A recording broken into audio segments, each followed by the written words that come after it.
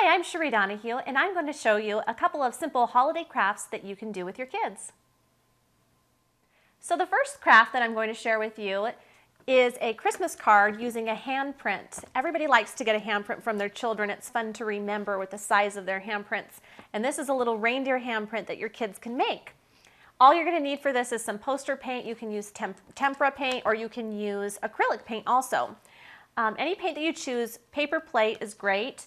You're going to put some brown paint to start with down on the plate and use a little bit of water, just a few drops of water with the paint, and kind of mix that around to thin it out just a little bit. It might work a little bit better for you. You're going to take your child's hand and they're going to place it in the paint on the plate and then gently press it against the color paper of your choice. This is just construction paper folded in half, a larger sheet for a card. You can use any size you want as long as it's big enough to fit your child's handprint, and then a little border around the side.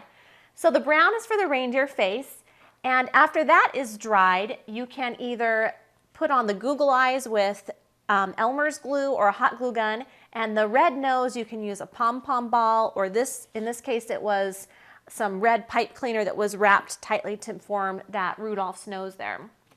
When that part is done, your child can use their fingers with some white paint on the paper plate and some red paint.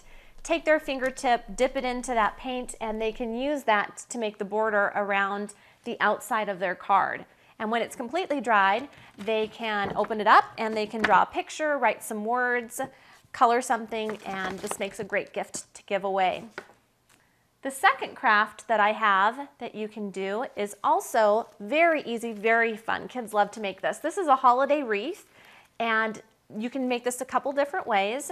You can use a paper plate of your choice. It could be a really just kind of a cheap paper plate or whatever you have at home, and any size. It could be small, it could be a larger one.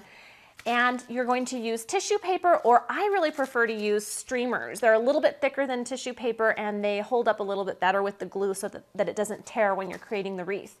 The first step for this is to take your paper plate and your pair of scissors, and you need to cut out the center of the plate. And I like to start that by putting on top of a paper towel and then just poking a hole through with my scissors to get that started, and then take the scissors, cut around the center of the plate. You can do this for your child, or if they're older, they can do this themselves.